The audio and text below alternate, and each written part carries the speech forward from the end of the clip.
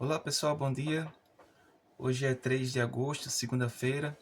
Eu separei algumas notícias para a gente comentar. A primeira delas está aqui no Bloomberg.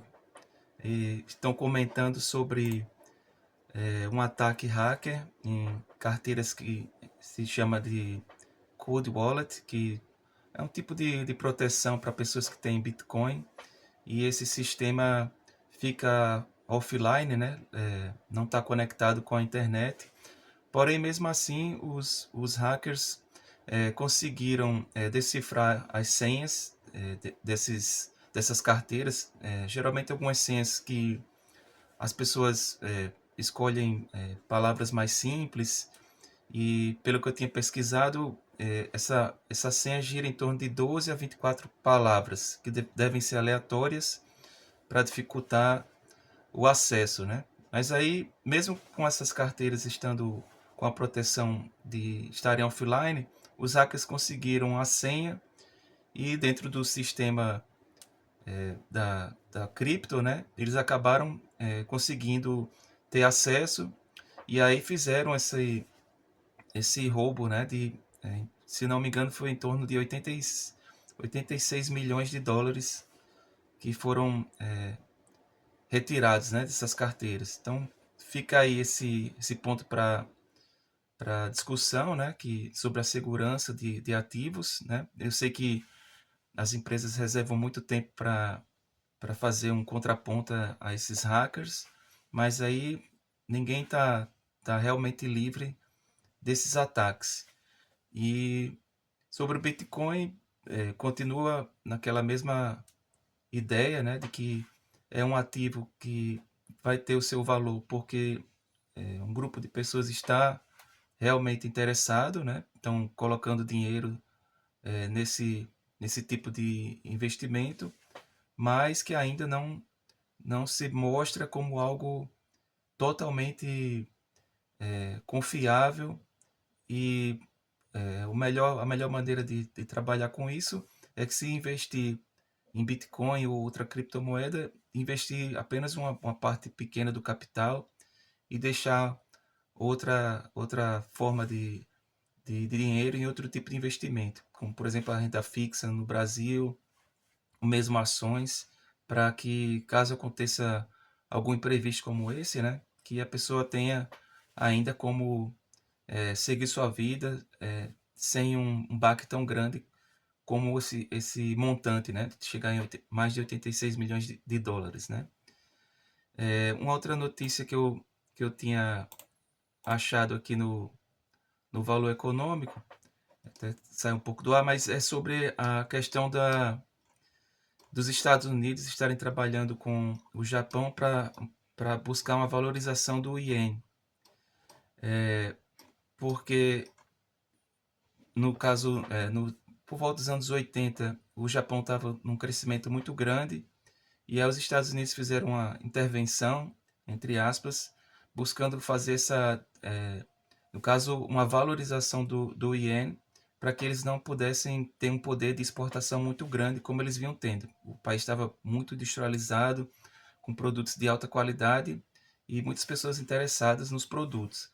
Então, com a moeda do iene num valor interessante para os outros países, as pessoas se interessavam em fazer as compras desses produtos. Então, os Estados Unidos fizeram essa intervenção, valorizaram a moeda e aí ficou mais caro, né, para as pessoas fazerem a importação dos produtos japoneses. Depois de um tempo, houve um impacto muito grande no, no Japão, né? E aí eles acabaram tendo problemas porque com o ien valorizado, eles por si não conseguiam importar, porque é um país pequeno e precisa realmente de fazer importações de outros países para manutenção do dia a dia, né? Então, isso acabou gerando uma complicação grande e depois o desse trabalho todo com a busca, né, para facilitar a importação de produtos. Hoje em dia o iene está muito desvalorizado e agora é necessário que realmente tenha uma valorização melhor para que gere uma estabilidade melhor para o país e proteção para títulos também do governo, e daí nessa atuação, né? Aí a gente até vê que esse caso da valorização do iene foi um exemplo para que a China não buscasse a valorização do yuan. Então, o governo chinês escolheu por manter a sua moeda desvalorizada para facilitar a exportação de produtos, e aí conseguiu isso através de um procedimento de manter é, a dificuldade para a saída de dinheiro da China, entrada e saída, porque é controlada pelo Estado. Então, você não tem tanta pressão de especulação. Então, o yuan fica com um valor fixo definido pelo governo, e aí assim eles conseguem fazer toda essa política que a gente vê, né, de um crescimento tão expressivo. E um outro fator que a China também tem esse trabalho de não depender militarmente dos Estados Unidos para ter essa influência e essas intervenções. E também a China tem a questão de formar uma grande reserva em dólares, que no caso já está por volta de 3 trilhões de dólares de reserva em dólar.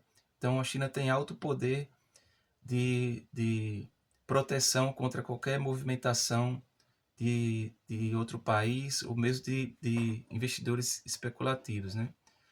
Então é interessante ver esse assunto, pesquisar mais, para também ficar sabendo das coisas que o governo americano faz que não são positivas, né, para as outras regiões do planeta.